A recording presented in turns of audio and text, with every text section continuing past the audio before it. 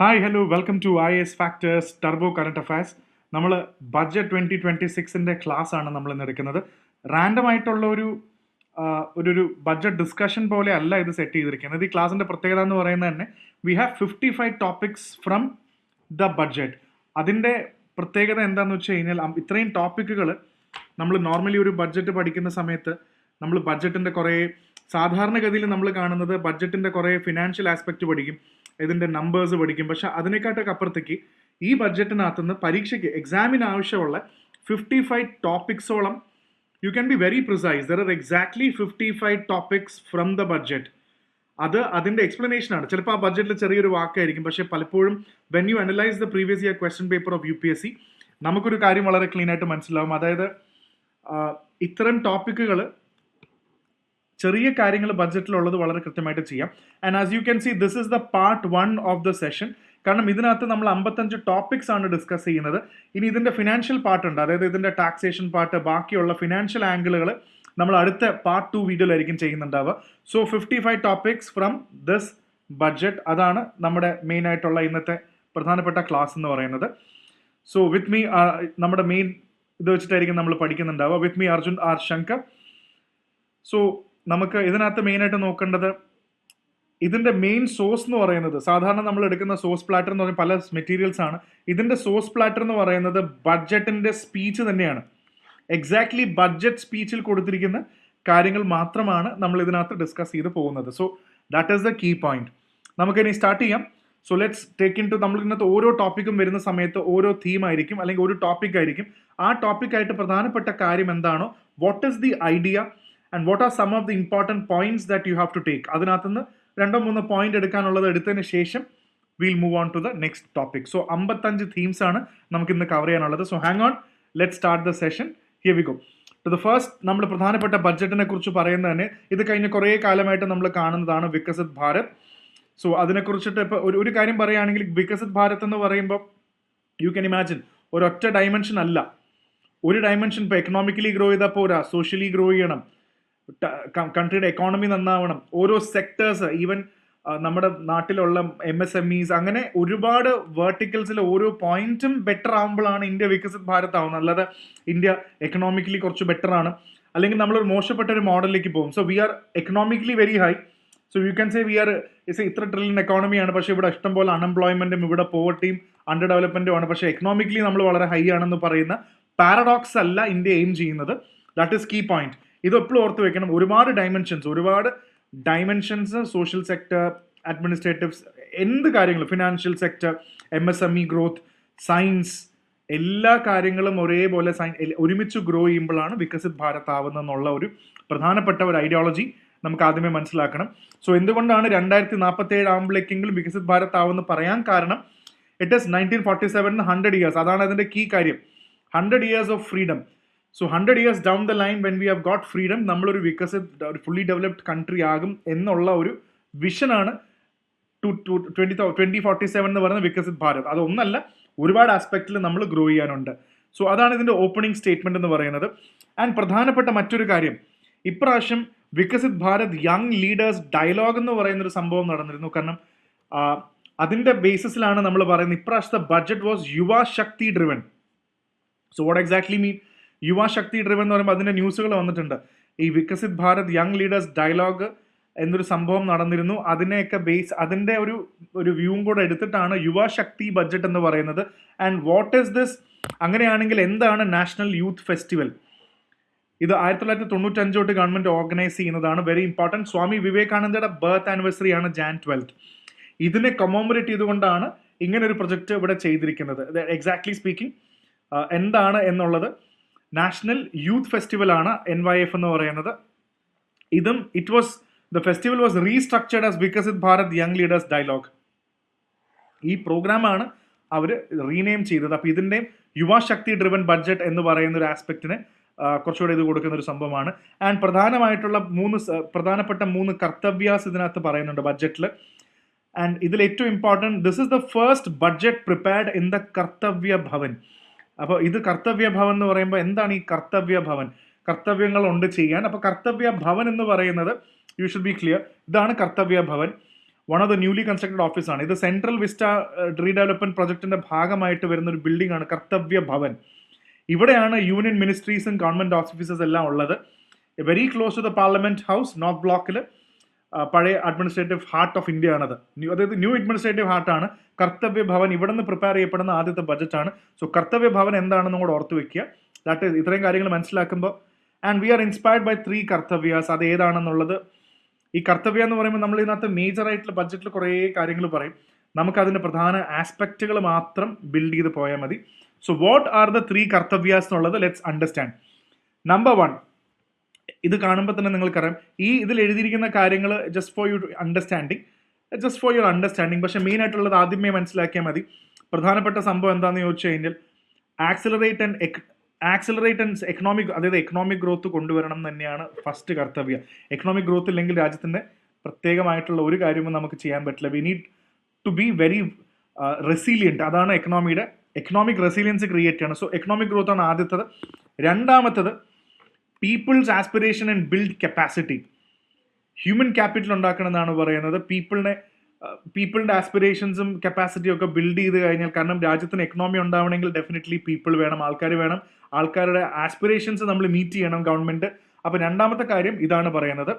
ഇത്രയും മനസ്സിലാക്കിയാൽ മതി. ഇതിനകത്ത് ഇത്രയും കാര്യങ്ങൾ മനസ്സിലാക്കിയാൽ മതി. Third is inclusive growth. നമ്മുടെ സിവിൽ സർവീസിൻ്റെ സിലബസിലുള്ള കാര്യം തന്നെയാണ് ഇൻക്ലൂസീവ് ഗ്രോത്ത്.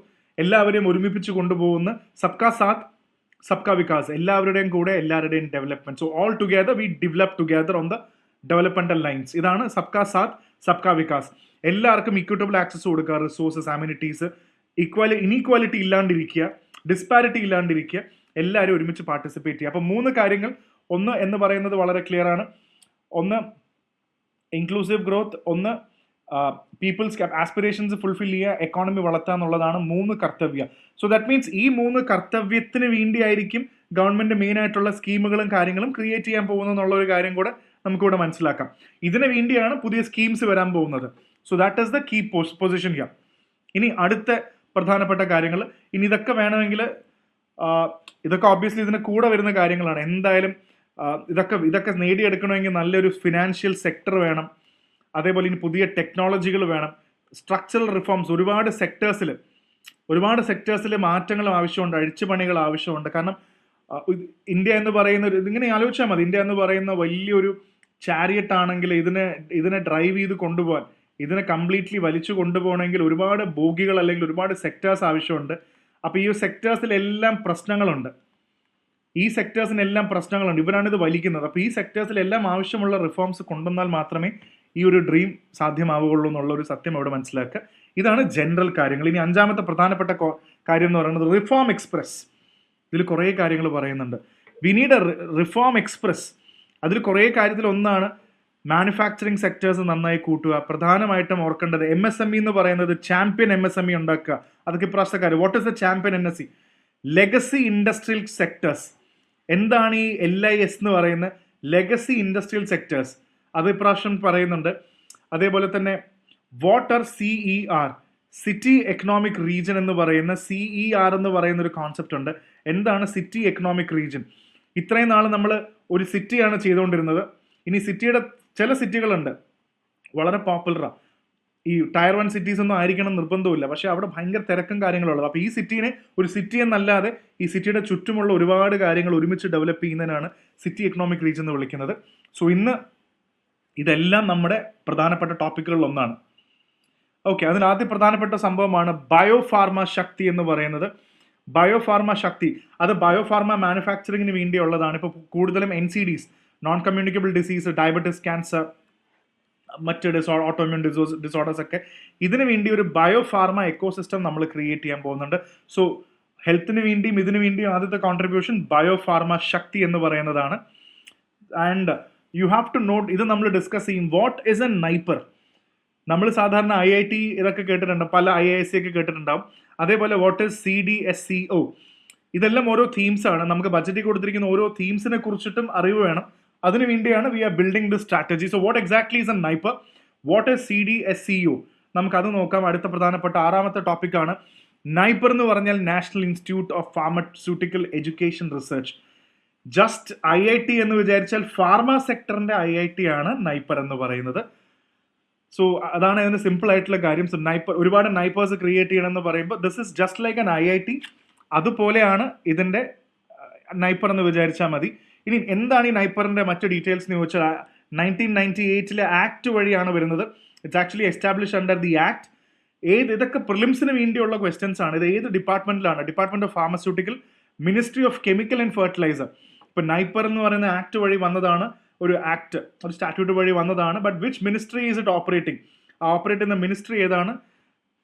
ഈ മൊഹാലിയാണ് ഫസ്റ്റ് എന്ന് പറയുന്നത് ഈ നൈപ്പർ എന്ന് ഉദ്ദേശിക്കുന്നത്. So remember this, what exactly is this? ഇതെന്താണ് ഈ നൈപ്പർ ചെയ്യുന്നതെന്ന് വെച്ച് കഴിഞ്ഞാൽ ഇവർക്ക് ഒഫീഷ്യലായിട്ട് മാസ്റ്റേഴ്സ് ഡിഗ്രി കൊടുക്കാം, PhD, പോസ്റ്റ് ഡോക്ടറിൽ കൊടുക്കാം, ഡ്രഗ് ഡിസ്കവറി, ഫാർമസ്യൂട്ടിക്കൽ, അങ്ങനത്തെ ഒരുപാട് കാര്യങ്ങൾ ചെയ്യാൻ പറ്റും. അപ്പോൾ പ്രധാനപ്പെട്ട ഫാർമയുടെ ഹബ്ബാണ്. So next time when you see pharma, NIPER എന്ന് പറയുന്ന സംഭവം ഉറപ്പായിട്ടും ഓർമ്മയുണ്ടാവണം.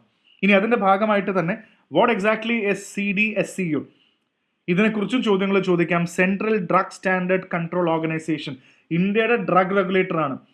RBI to the banks, stock market to the SEBI എന്ന് പറയുന്ന പോലെ നമ്മുടെ ഡ്രഗ് മാർക്കറ്റ് റെഗുലേറ്റ് ചെയ്യുന്ന CDSCO എന്ന് പറയുന്ന ഡ്രഗ് സ്റ്റാൻഡേർഡ് കൺട്രോൾ ഓർഗനൈസേഷൻ ആണ്. ഇത് ആരാ ഹെഡ് ചെയ്യുന്നത്? ഇതൊക്കെ പ്രിലിംസിൽ ചോദിക്കുകയാണ്. Drug controller general of India, the drug controller general of India ആണ് ഇത് ഹെഡ് ചെയ്യുന്നത്. ലീഗൽ ബാക്കിങ്സ് എന്താണ്? ഇതെല്ലാം പ്രധാനപ്പെട്ട ആക്ട് ആണ് പ്രിലിംസിന് സാധാരണ. It can also be asked as A statement. Drugs and cosmetics act, drugs and cosmetic rules 1945, medical devices rule, ഇതൊക്കെയാണ് ഇതിന്റെ പ്രധാനപ്പെട്ട നിയമങ്ങൾ എന്ന് പറഞ്ഞിട്ട് ഓർത്തു വെക്കാൻ പറ്റിയില്ലെങ്കിലും റിക്കളക്ട് ചെയ്യാൻ പറ്റുക. Drug and cosmetic act, drugs and cosmetic rules, medical devices rules, ഇതൊക്കെയാണ് ഇതിനെ മെയിൻറ്റെയിൻ ചെയ്യുന്നത്. ഇനി CDSOന്റെ ജോലി എന്താണ്? ഇന്ത്യയിൽ ഡ്രഗ് റെഗുലേഷൻ ഉണ്ടോ? ഫാർമക്കോ വിജിലൻസ് ഉണ്ടോ? എന്താണ്? Let's understand one quick thing. അതായത് പുതിയ ഡ്രഗുകളും വാക്സിൻ അപ്രൂവ് ചെയ്യുക എന്നുള്ളത്, മെഡിക്കൽ ഡിവൈസസ് റെഗുലേറ്റ് ചെയ്യുക എന്നുള്ളത്, ഇമ്പോർട്ടഡ് മെഡിക്കൽ റിലേറ്റഡ് ആയിട്ടുള്ളത് coordination and pharmaco vigilance and ADR, adverse drug reactions തുടങ്ങിയ ഒരുപാട് കാര്യങ്ങൾ, റെഗുലേഷൻ എല്ലാം ചെയ്യുന്നത് CSO ആണ് എന്നുള്ളത് ഒന്ന് പ്രധാനമായിട്ട് ഓർത്തു വെക്കേണ്ട കാര്യമാണ്. സോ ഇതാണ് പ്രധാനപ്പെട്ട അടുത്തൊരു കാര്യം. And now moving on to the 8th topic quickly is India semiconductor mission. ഇത് എന്തായാലും സെമി കണ്ടക്ടർ മിഷൻ വളരെ ഇമ്പോർട്ടൻ്റ് ആണ്. എന്തുകൊണ്ടായിരിക്കും ഗവൺമെന്റ് സെമി കണ്ടക്ടർ മിഷൻ പെട്ടെന്ന് എടുക്കുന്നത്? What is the need? എന്തായാലും നമുക്ക് സെമി കണ്ടക്ടേഴ്സ് ഉണ്ടെങ്കിൽ ഒരുപാട് കാര്യങ്ങൾ ബിൽഡ് ചെയ്യാനും നമ്മുടെ ഫുൾ സപ്ലൈ ചെയിൻ നമുക്ക് ഒരുപാട് കപ്പാസിറ്റി ബിൽഡ് ചെയ്യണം. എന്നാലേ നമ്മുടെ ഇന്നത്തെ കാലത്ത് ഒരുപാട് കാര്യങ്ങൾ ക്രിയേറ്റ് ചെയ്യാൻ പറ്റും. സെമി കണ്ടക്ടേഴ്സ് വളരെ ഇമ്പോർട്ടൻ്റ് ആണ്. നമുക്ക് സ്വന്തമായ ഒരു മിഷൻ വേണം, അല്ലെങ്കിൽ മറ്റ് രാജ്യങ്ങളെ ഡിപ്പെൻഡ് ചെയ്യേണ്ട ഒരു അവസ്ഥയാണ്. Will have to depend on the imports. അത് കുറയ്ക്കാൻ വേണ്ടിയാണ് നമ്മൾ അന്ന് 1 തുടങ്ങി ഇന്ന് 2 തുടങ്ങാൻ പോവുകയാണ്. സോ എന്താണ് ഇന്ത്യൻ സെമി കണ്ടക്ടർ മിഷൻ എന്ന് പറയുന്നത്? ആത്മനിർഭർ ഭാരതിന്റെ ഭാഗമാണ്. 2021 ലോഞ്ച് ചെയ്തതാണ്. ഇതും പ്രിലിംസിന് വേണ്ടിയാണ്. ഏത് മിനിസ്ട്രി? മീറ്റിയുടെ കയ്യിലാണ്. Ministry of electronics and information ആണ്.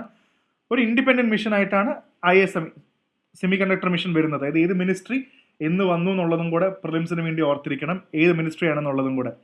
അടുത്തത് വളരെ പ്രധാനപ്പെട്ട ഇലക്ട്രോണിക് കോമ്പണൻസ് മാനുഫാക്ചറിംഗ് ആണ്. ഇതിന്റെ പ്രധാന കാര്യം പറയുന്നത് സാറിന് കണ്ടു, ഡബിൾ ദ ടാർഗറ്റ് ആണ്. ഏപ്രിൽ 25 22,000 കോടി കൊടുത്തതിൽ ഇനി അത് 40,000 കോടിയായിട്ട് മാറ്റാൻ പോവാണെന്ന് പറയുമ്പോൾ, ഇലക്ട്രോണിക്സ് കോമ്പണന്റ് മാനുഫാക്ചർ എന്ന് പറയുമ്പോൾ ഇലക്ട്രോണിക്സിന്റെ കോമ്പണൻസ് ഉണ്ട്. ഇതെല്ലാം നമ്മളിവിടെ മാനുഫാക്ചറിങ് കുറവാണ്, കൂടുതലും ഇമ്പോർട്ടാണ് നമ്മൾ ഡിപ്പെൻഡ് ചെയ്യുന്നത്. മറ്റ് രാജ്യങ്ങൾ ഇമ്പോർട്ട് ചെയ്യുമ്പോൾ അതൊരു നല്ല കാര്യമല്ല. അപ്പം നമുക്ക് തന്നെ ഇത് ഉണ്ടാക്കിയെടുക്കാൻ ആവശ്യമുള്ളത് പാർട്സ് ഉണ്ടാക്കിയെടുക്കാൻ പറ്റണം. അതിനുവേണ്ടിയാണ് ഇത്രയും വലിയ ഡബിൾ ദ ബഡ്ജറ്റ് ഇതിൽ കൊടുത്തിരിക്കുന്നത്. സോ ഇതിനകത്ത് നോക്കിയാൽ മതി, it's reduce. China heavy dependent ആണ്, പ്രത്യേകിച്ച് നമ്മുടെ സപ്ലൈ ചെയിൻ മൊത്തം നോക്കുമ്പോൾ. ഇത് മൊത്തം ഇലക്ട്രോണിക് കോമ്പണൻസ് എന്ന വാക്ക് ഓർത്താൽ മതി. ഈ കോമ്പണൻസ് എല്ലാം ചൈന ഡിപ്പെൻഡൻ്റ് ആയതുകൊണ്ട് നമുക്ക് make in India, Atmanirbhar Bharat ഉള്ളതുകൊണ്ട് നമുക്ക് സ്വന്തമായി ഉണ്ടാക്കണം. അതുകൊണ്ടാണ് ഡബിൾ ദ ഇത് കൊടുത്തിരിക്കുന്നത്. Moving on to the 10th one, almost going to, we have dedicated rare earth corridors എന്ന് പറഞ്ഞൊരു സംഭവം തുടങ്ങാൻ പോകുന്നുണ്ട്. ബജറ്റിൽ പറയുന്നുണ്ട്.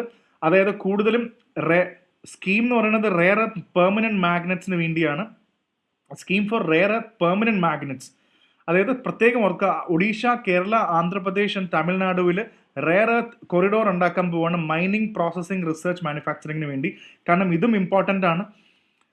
നമുക്ക് എന്തായാലും നാച്ചുറലി അബൻഡൻസ് ഇല്ലെങ്കിൽ പോലും ഇതിന് വേണ്ടിയുള്ള നമ്മുടെ എക്സിസ്റ്റിംഗ് ആയിട്ടുള്ള ചില സ്ഥലങ്ങളുണ്ട് which are very resource rich. Kerala, Odisha, Andhra, ഇതെല്ലാം ഇവിടുത്തെ സപ്ലൈ എല്ലാം ഒന്ന് മാക്സിമൈസ് ചെയ്യണം. അതിനാണ് ഡെഡിക്കേറ്റഡ് ആയിട്ടുള്ള കോറിഡോറുകൾ ഉണ്ടാക്കാറുണ്ട് സ്റ്റേറ്റ്സിനെ കണക്ട് ചെയ്തിട്ട്. പക്ഷേ ഇത് റെയർ എർത്ത് കൊറിഡോർ എന്നുള്ള സംഭവം വരുന്നുണ്ട്. അതാണ് ഇതിൻ്റെ മെയിൻ ആയിട്ടുള്ള കാര്യം. Now we are also going to have a dedicated chemical park. ഇതും നമ്മളിവിടെ ഏത് കാര്യങ്ങളും ഒരു കാര്യം ആലോചിച്ചാൽ മതി. നമ്മൾ എക്സ് എന്ന് പറഞ്ഞൊരു സംഭവം കൊണ്ടുവരുന്നു, അല്ലെങ്കിൽ വൈ എന്ന് പറഞ്ഞൊരു സംഭവം കൊണ്ടുവരുന്നു. എന്ത് കൊണ്ടുവന്നാലും അൾട്ടിമേറ്റ്ലി ഇതിൻ്റെ പ്രധാനപ്പെട്ട ഇമ്പോർട്ടൻസ് എന്ന് പറയുന്നത് ഇത് എന്തിനാണ് നമ്മൾ കൊണ്ടുവരുന്നത് എന്നുള്ളൊരു ചോദ്യമുണ്ട്. എന്ത് കൊണ്ടുവന്നാലും ഏതെങ്കിലും ഒരു കാര്യം കൊണ്ട് നമ്മൾ ഇത് ഇമ്പോർട്ട് ചെയ്യുന്നൊരു സാധനമായിരിക്കും, നമ്മൾ ഇമ്പോർട്ട് ചെയ്യുന്നൊരു സംഭവമായിരിക്കും. അങ്ങനെ ഒരുപാട് ഇമ്പോർട്ട് ചെയ്ത് കഴിഞ്ഞാൽ നമുക്ക് ബെനിഫിറ്റ് ഇല്ലാത്തത് കൊണ്ടാണ് അതെല്ലാം ഇപ്പോൾ എക്സ് എന്ന് പറഞ്ഞൊരു സംഭവം, വൈ എന്ന് പറഞ്ഞൊരു സംഭവം, സെഡ് എന്ന് പറഞ്ഞൊരു സംഭവം, ഇതെല്ലാം നമ്മൾ ഇവിടെ നിന്ന് ഉണ്ടാക്കാൻ ശ്രമിക്കുമ്പോൾ നമുക്ക് ഇമ്പോർട്ട് കുറയ്ക്കാൻ പറ്റും. അതുകൊണ്ടാണ് ഇതേപോലെ കുറേ കാര്യങ്ങൾ chemical park, rare earth corridor ഒക്കെ വരുന്നത്. ദ ബേസിക് അതിനെ കണ്ടോ, അടുത്ത സാധനം വരുന്നുണ്ട് HTTR. What is a high tech tool room? 2 സ്ഥലങ്ങളിൽ വരാൻ പോവുകയാണെന്നാണ് ഹൈടെക് ടൂൾ റൂം എന്ന് പറയുന്നത്. എന്താണ് ഈ ടൂൾ റൂം എന്ന് പറയുന്നത്? Take a look at this. Lower cost high tech tool room എന്ന് പറയുന്നത് ഇതേപോലെ ഒരുപാട് സ്ഥലങ്ങളുണ്ട്. അതായത് ഈ ഈ പറഞ്ഞ test manufacturing high precision tools ഉണ്ട്. ഇതുണ്ടെങ്കിലേ മറ്റ് കാര്യങ്ങൾ ബിൽഡ് ചെയ്യാൻ പറ്റുള്ളൂ. ഉദാഹരണത്തിന് ഇലക്ട്രോണിക്സിലും, സെമി കണ്ടക്ടേഴ്സിലും, ഓട്ടോമൊബൈൽസിലും, ഡിഫൻസ്, എയറോസ്പേസിലെല്ലാം ഇങ്ങനത്തെ ഹൈടെക് ചെറിയ ടൂൾസ് ആവശ്യമുണ്ട്. ഇതെല്ലാം മെഷീൻ്റെ പാർട്സ് ആവശ്യമുണ്ടെന്ന് പറയുന്ന പോലെ ഇത് ഭയങ്കര ഇൻഫ്രാസ്ട്രക്ചറിൻ്റെ ബാക്ക് ബോൺ ആണ്. ഇതില്ലെങ്കിൽ things are going to be very very difficult. അതിന് വേണ്ടിയാണ് മെയിനായിട്ട് ഇതിൻ്റെയൊക്കെ ഡെവലപ്മെൻറ്റ്സിനും കൂടെ വേണ്ടിയിട്ടാണ് നമുക്ക് ഹൈടെക് ടൂൾ റൂംസ് ക്രിയേറ്റ് ചെയ്യുന്നത്. ഹൈ പ്രിസിഷൻ ടൂൾസ് ഉണ്ടാക്കാനുള്ള സ്ഥലങ്ങൾ ഈ പടത്തിൽ കാണുന്ന പോലെ അതാണ് ഇവിടെ വരാൻ പോകുന്നത്. അതും നമുക്ക് ബിൽഡ് ചെയ്യണം. And then there is A concept of CIE, construction and infrastructure equipment. ഇതും വളരെ ഇമ്പോർട്ടൻ്റ് ആണ്. ഇതിനു വേണ്ടിയും ഗവൺമെൻറ് ഒരുപാട് ശ്രമിക്കുന്നുണ്ട്. ഹൈ സ്റ്റോറി എന്താണെന്ന് വെച്ച് കഴിഞ്ഞാൽ take a look at this. ഈ കൺസ്ട്രക്ഷൻ ആൻഡ് ഇൻഫ്രാസ്ട്രക്ചർ എക്യുപ്മെൻറ്റ് എന്ന് പറയുമ്പോൾ ഇതും വളരെ ഇമ്പോർട്ടൻ്റ് ആണ്. ഇപ്പോൾ ഉദാഹരണത്തിന് lift, elevators, fire fighting equipment, tunnel boring machines, ഇങ്ങനത്തെ ഹെവി കൺസ്ട്രക്ഷൻ ഇൻഫ്രാസ്ട്രക്ചറിന് വേണ്ടിയുള്ള എക്യുപ്മെൻറ്റ് ഉണ്ട്. ഇതും കുറേയൊക്കെ നമ്മൾ ഇമ്പോർട്ട് ചെയ്യുകയാണ് ചെയ്യുന്നത്. ബിൽഡിംഗ്, റോഡ്സ്, ഹൈവേ ഇതിനെല്ലാം ഉപയോഗിക്കുന്ന ഈ കാര്യവും ഇപ്പോൾ കൺസ്ട്രക്ഷൻ ഇൻഫ്രാസ്ട്രക്ചർ അങ്ങനെ. അപ്പോൾ ഇപ്രാവശ്യം നമുക്കൊരു കാര്യം മനസ്സിലായി, ബിൽഡിംഗ് ഇലക്ട്രോണിക് മാനുഫാക്ചറിങ്ങിൻ്റെ പ്രധാനപ്പെട്ട ടൂൾസ്, ഹൈ പ്രിസിഷൻ ടൂൾസ്, ഇൻഫ്രാസ്ട്രക്ചറിന് വേണ്ടിയുള്ള മെഷീൻസ്. ഓൾറെഡി മെഷീൻസ് നമ്മൾ വാങ്ങിക്കുകയാണെന്ന് പറയുന്നുണ്ട്. ഈ മെഷീൻസിൻ്റെയും ബാക്കിയുള്ള സ്പെയർ പാർട്സും അങ്ങനത്തെ ചെറിയ ചെറിയ ടൂൾസും കാര്യങ്ങളും ഡിപ്പെൻഡ് ചെയ്യാതെ ഇതും ഇവിടെ ഉണ്ടാക്കണം എന്ന് പറയുന്ന ഒരു ആംഗിളിലാണ് ഇത് ചെയ്യുന്നത്. അതാണ് ഡെഡിക്കേറ്റഡ് CIE വേണമെന്ന് പറയുന്നത്. ഓക്കെ, സോ ഇതും വളരെ അടുത്തത് സ്കീം ഫോർ കണ്ടെയ്നർ മാനുഫാക്ചറിംഗ് എന്ന് പറയുന്ന ഒരു സംഭവമാണ്. ഇതിനു വേണ്ടിയും ഒരുപാട് കണ്ടെയ്നർ മാനുഫാക്ചറിങ്ങിന് വേണ്ടിയും ഒരുപാട് ബഡ്ജറ്റ് അലോക്കേഷൻ പോയിട്ടുണ്ട്. ഇനി അടുത്ത ടെക്സ്റ്റൈൽ സെക്ടേഴ്സിൽ നോക്കുകയാണെങ്കിൽ കുറേ കാര്യങ്ങളുണ്ട്. National fibre scheme, textile expansion, handloom handicraft programme, tex eco initiative, ഇതെല്ലാം നമുക്ക് ഓർത്ത് വയ്ക്കാൻ പറ്റില്ല. എന്നാലും ടെക്സ്റ്റൈലിന് വേണ്ടിയും ഒരുപാട് സെക്ടേഴ്സിലും ബഡ്ജറ്റിൽ ഒരുപാട് മാറ്റങ്ങൾ വന്നിട്ടുണ്ട്. അടുത്ത പ്രധാനപ്പെട്ട സംഭവം എന്ന് പറയുന്നത് മെഗാ ടെക്സ്റ്റൈൽ പാർക്കാണ്. ഇത് ഇങ്ങനത്തെ ഒരു ചലഞ്ച് മോഡ് എന്ന് പറയുമ്പോൾ എന്താണ് ഈ ചലഞ്ച് മോഡ് എന്നുള്ളതും കൂടെ ഇമ്പോർട്ടൻ്റ് ആണ്. ബഡ്ജറ്റിൽ ഒരുപാട് പ്രാവശ്യം you must have seen the word, if you have read the speech, if you heard the speech, you must have heard challenge mode. എന്താണ് ഒരു ഗവൺമെന്റ് കോണ്ടെക്സ്റ്റിൽ ചലഞ്ച് മോഡ് എന്ന് ഉദ്ദേശിക്കുന്നതെന്നും കൂടെ ഡിസ്കസ് ചെയ്യാം. പണ്ടത്തെ PYQ ആണ് മെഗാ പാർക്ക് എന്ന് പറയുന്ന ഒരു സംഭവം. ഇവിടെ മെഗാ ടെക്സ്റ്റൈൽ പാർക്ക് എന്ന സംഭവമാണ്. അതായത് ഇത്രയും മനസ്സിലാക്കിയാൽ മതി, ഒരു ടെക്സ്റ്റൈലിന്റെ പ്രൊഡക്ഷൻ തൊട്ട് അതിന്റെ യാൺ ആണെങ്കിലും, അതിന്റെ പ്രൊക്യൂർമെന്റ് ആണെങ്കിലും, അതിന്റെ പ്രോസസ്സിംഗ് ആണെങ്കിലും, ഫാക്ടറി, അതിനുശേഷം അതിന്റെ ബാക്കിയുള്ള ഫുൾ പ്രൊഡക്ഷൻ കഴിഞ്ഞ് അതിന്റെ ലോജിസ്റ്റിക്സ്, സപ്ലൈ, ഈ തുടങ്ങിയ കാര്യങ്ങളെല്ലാം ഒരുമിച്ച് ഒരേ സ്ഥലത്ത് നടത്താൻ പറ്റിക്കഴിഞ്ഞാൽ അത് വളരെ ഇമ്പോർട്ടൻ്റ് ആണ്. അതാണ് take a look at this. ഇതാണ് ഒരു മെഗാ ടെക്സ്റ്റൈൽ പാർക്ക് എന്ന് പറയുന്നത്. അപ്പം ഇങ്ങനത്തെ കാര്യങ്ങൾ ഗവൺമെന്റ് കൊണ്ടുവന്നിട്ടുണ്ട്. ഇങ്ങനത്തെ മെഗാ ടെക്സ്റ്റൈൽ പാർക്കുകൾ വന്നാൽ മാത്രമേ ആ ഫുൾ ലോജിസ്റ്റിക്കൽ സംഭവം ഒരുമിച്ച് വരാൻ പറ്റണം. That's it. കണ്ടോ, large plug and play industrial പാർക്കുകളാണത് കൂടുതലും. അതായത് കണ്ടോ, fibre, yarn, fabric, processing, garmenting, logistic, പിന്നെ സപ്ലൈ, എല്ലാ കാര്യങ്ങളും ഒരുമിച്ച് നടത്താൻ പറ്റുന്നത്. ഇങ്ങനത്തെ പാർക്കുകൾ വളരെ ഇമ്പോർട്ടൻ്റ് ആണ്. കോമൺ ഇൻഫ്രാസ്ട്രക്ചർ ആണ്. ആൻഡ് ഇതിന് പ്രധാനമായിട്ടും ചേർത്ത് വായിക്കേണ്ട മറ്റൊരു സ്കീമാണ് PM മിത്ര സ്കീം എന്ന് പറയുന്നത്.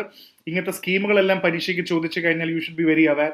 എന്താണ് ഈ PM മിത്ര സ്കീം എന്ന് പറഞ്ഞു കഴിഞ്ഞാൽ? Mega integrated textile region and apparel park എന്നുള്ളതാണ് ഈ PM മിത്ര. ഇതിന്റെ ഭാഗമായിട്ടാണ് നമുക്ക് കാണാം mega integrated textile region apparel പാർക്കുകൾ. സോ PM മിത്ര എന്ന് പറയുന്ന ഒരു സംഭവം ഓർത്ത് വെക്കണം, മെഗാ ടെക്സ്റ്റൈൽ പാർക്സ്. ഇനി ചലഞ്ച് മോഡ് എന്ന് പറഞ്ഞാൽ ഈ ഓട്ടോമാറ്റിക് അലോക്കേഷൻ, ഒരു പാർക്ക് വിൽ ബി സെലക്ടഡ്. അതായത് ഇവിടെ ഒരു പാർക്ക് ഉണ്ടാക്കാനുണ്ട്, റാൻഡം അലോക്കേഷൻ ഒന്നുമില്ല. നിങ്ങൾ X എന്ന് പറഞ്ഞ ഒരാൾ ഉണ്ടാക്കിക്കോ, Y എന്ന് പറഞ്ഞ ഒരാൾ ഉണ്ടാക്കുന്നു, അങ്ങനെ തോന്നിയ പോലെ ഒന്നും അല്ല. ഇവിടെ എന്താന്ന് വെച്ചാൽ പ്രോപ്പർ ആയിട്ടുള്ള ഒരു കോമ്പറ്റീറ്റീവ് ബിഡിങ് ഉണ്ടാവും.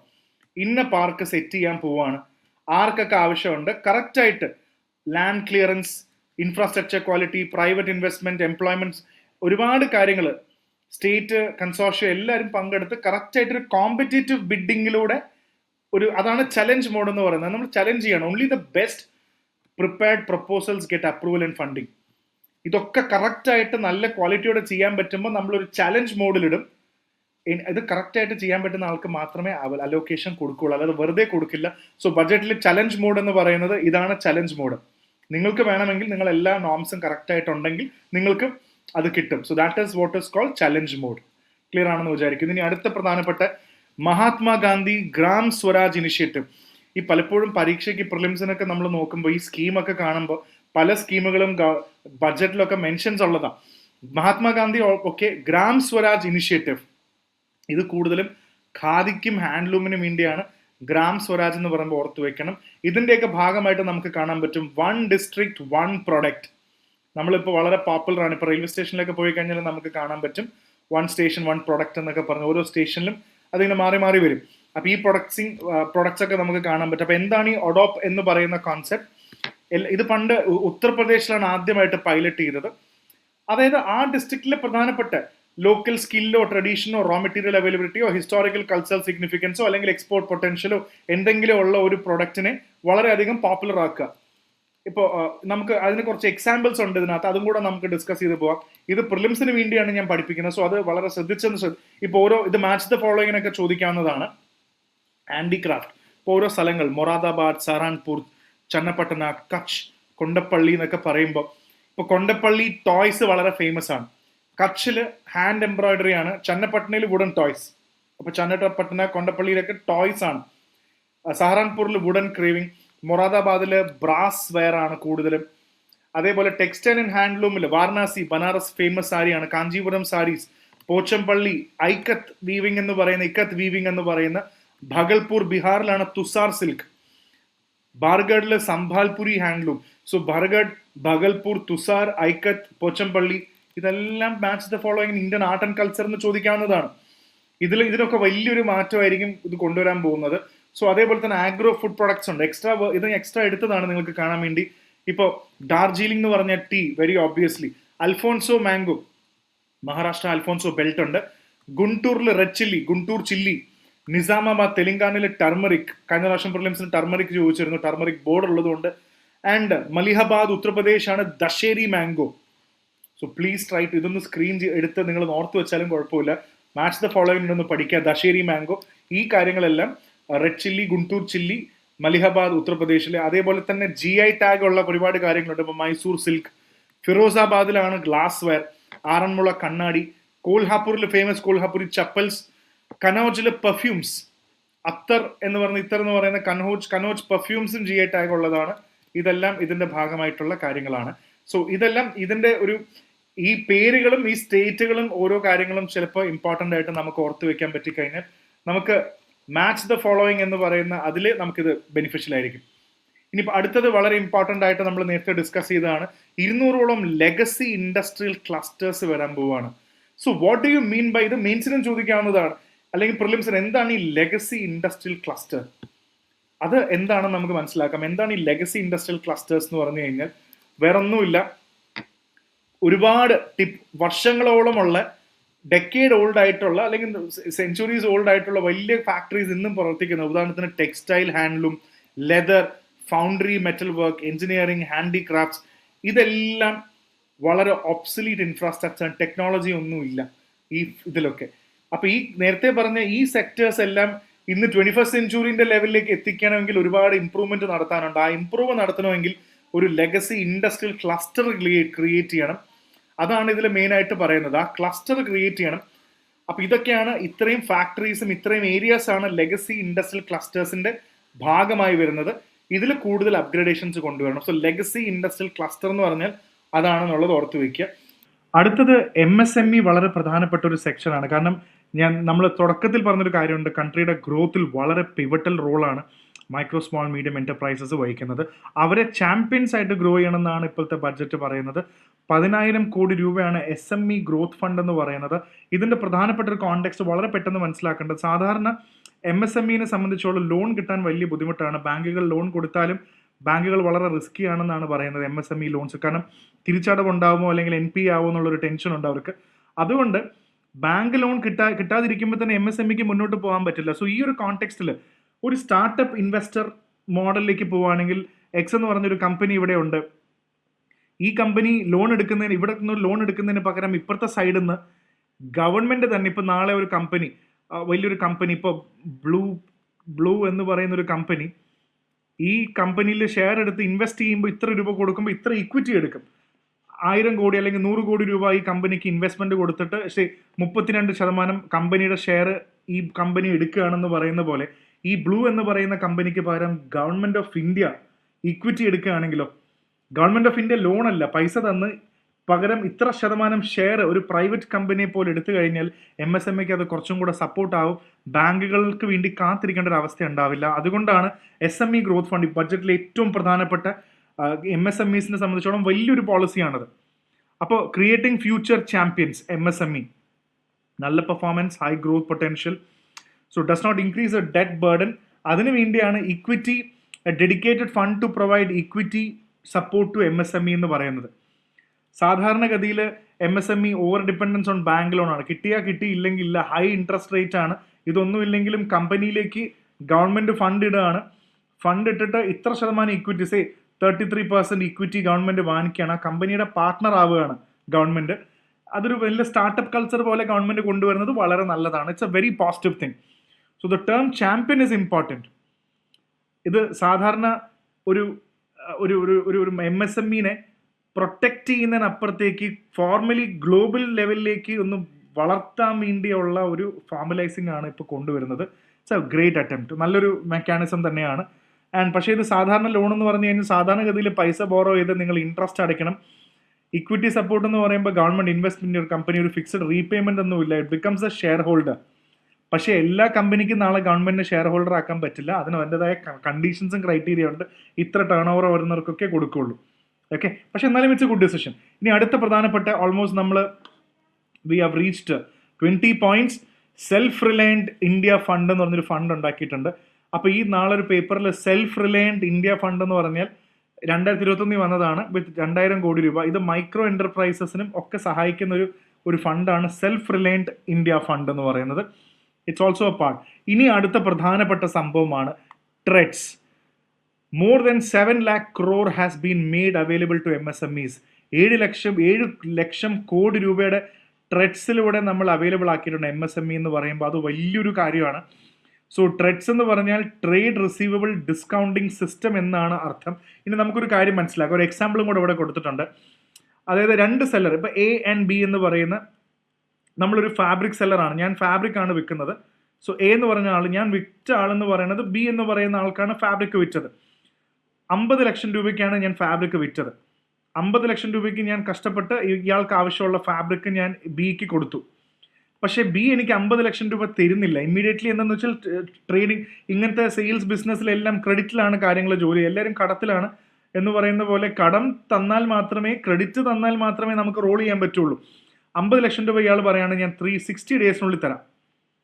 പക്ഷെ അങ്ങനെയാണെങ്കിൽ എയുടെ അവസ്ഥ വളരെ കഷ്ടമല്ലേ? ഇയാൾക്ക് 50 lakhs കയ്യിൽ നിന്ന് പോയി, ആ പൈസ തിരിച്ചു വരുന്നില്ലെങ്കിൽ ഇതാരെടുക്കും? സോ ഇവിടെ പ്രശ്നം എന്ന് പറഞ്ഞാൽ ഇവിടെയാണ് പ്രധാനപ്പെട്ട ട്രെഡ്സ് എന്ന് പറയുന്ന പ്ലാറ്റ്ഫോം വരുന്നത്. Here we have the platform call Treds. ഇവിടെ ട്രെഡ് എന്ന് പറയുന്ന ഈ പ്ലാറ്റ്ഫോം ഇവിടെ നിൽക്കുന്ന സമയത്ത് നമുക്ക് ചെയ്യാവുന്ന ഒരു കാര്യം, ഈ പ്ലാറ്റ്ഫോം ട്രെഡ് എന്ന് പറയുന്ന പ്ലാറ്റ്ഫോമിനകത്ത് ഈ പൈസ 50 ലക്ഷം രൂപ ഇയാൾക്ക് സാധനം കൊടുത്തോളൂ. അയാൾക്ക് സാധനം കിട്ടി, ബിക്ക് സാധനം കിട്ടി, 60 ദിവസത്തിനുള്ളിൽ ഞാൻ തരാം എന്ന് കമ്മിറ്റ്മെൻറ്റും ഉണ്ട്. പക്ഷേ നമ്മൾ ഈ പറയുന്ന ബില്ല് ട്രെഡ് എന്ന് പറയുന്ന പ്ലാറ്റ്ഫോമിലേക്ക് അപ്ലോഡ് ചെയ്യും, ഇവിടേക്ക് കൊടുക്കും പെൻഡിങ് ബിൽസ്. ട്രെഡ്സിൽ നിന്നും നമുക്ക് ആ പൈസ തിരിച്ചു കിട്ടും, 50 ലക്ഷം രൂപ അല്ലെങ്കിൽ അതിൻ്റെ ചെറിയ എമൗണ്ട്, നമുക്ക് ആ എമൗണ്ട് കിട്ടും. നമ്മുടെ കാര്യം നടന്നു. എ എന്ന് പറയുന്ന ആൾ സേവ് ചെയ്യപ്പെട്ടു, കാരണം അയാൾക്ക് ബുദ്ധിമുട്ടുണ്ടായിട്ടില്ല, ബിക്കോസ് അത് അവിടെ നിന്ന് ഡിസ്കൗണ്ട് ചെയ്ത് കിട്ടി. ഇനി ഇയാൾക്കുള്ള, ഇനി ഞാനും എയും ബിയും തമ്മിൽ യാതൊരു ബന്ധവുമില്ല. ബി തരേണ്ട പൈസ ട്രെഡ്സ് എനിക്ക് തന്നു, ഞാൻ അവിടെ കൊടുത്തപ്പോൾ 60 ദിവസം കഴിയുമ്പോൾ ബി എന്ന് പറയുന്ന ആള് ട്രെഡ്സിലേക്കാണ് തിരിച്ച് പൈസ കൊടുക്കേണ്ടത്. ഇതാണ് ട്രെഡ്സ് എന്ന് പറയുന്ന ട്രേഡ് റിസീവബിൾ ഡിസ്കൗണ്ടിങ് സിസ്റ്റം എന്ന് പറയുന്നത്. It's an online platform where you can upload pending bills ഇവർക്ക് ഇവിടെ കൊടുക്കാൻ പറ്റും. ഇതാണ് ട്രെഡ്സ്, പ്രത്യേകം ഓർത്ത് വെക്കുക. Now you can actually take A small example. ഞാൻ ഓൾറെഡി പറഞ്ഞതാണ്, 10 ലക്ഷം രൂപയുടെ സാധനം വാങ്ങിച്ചു, ഗാർമെന്റ് കമ്പനി 60 ദിവസം കഴിഞ്ഞ് കൊടുക്കാമെന്ന് പറയുന്നത്. സോ 60 ദിവസം വെയിറ്റ് ചെയ്യാതെ നമ്മൾ ഈ ബില്ല് ട്രെഡ്സിൽ അപ്ലോഡ് ചെയ്യുന്നു. ഒരു bank buy that bills and pay the supplier immediately. ആ ഒരു ബാങ്കോ ട്രെഡ്സിൽ നിന്നും ആരെങ്കിലും ഇത് നമുക്ക് സെറ്റിൽ ചെയ്യും. പിന്നെ ഗാർമെന്റ് കമ്പനി സപ്ലയർക്കല്ല, ബാങ്ക് ആ ട്രെഡ്സിലൂടെ പൈസ തന്ന ആൾക്ക് വേണ്ടിയാണ് കൊടുക്കുന്നത്. ഇനി 7 ലക്ഷം കോടി കൊടുത്തു എന്ന് പറഞ്ഞാൽ 7 ലക്ഷം കോടി ഇന്ത്യൻ റുപ്പിയാണ് ഇതേപോലെ ട്രെഡ്സിലൂടെയൊക്കെ ഡിസ്കൗണ്ട് ചെയ്ത് കൊടുത്തത്. അത് വലിയൊരു എമൗണ്ട് ആണ്. അപ്പോൾ ഒരുപാട് ആൾക്കാർ ഇതിൽ ഡിപ്പെൻഡ് ചെയ്യുന്നുണ്ടെന്ന് മനസ്സിലായെന്ന് വിചാരിക്കുന്നു. അതാണ് ട്രെഡ്സ് എന്ന് പറയുന്നത്. ഇനി മാൻഡേറ്ററി പറയാൻ പോകുന്നതെന്ന് പറഞ്ഞാൽ സെൻട്രൽ പബ്ലിക് സെക്ടർ എന്റർപ്രൈസസ് ഉണ്ട്. ഇവർ MSMEക്ക് കൊടുക്കുന്ന പൈസ ട്രെഡ്സ് വഴിയേ പാടുള്ളൂ.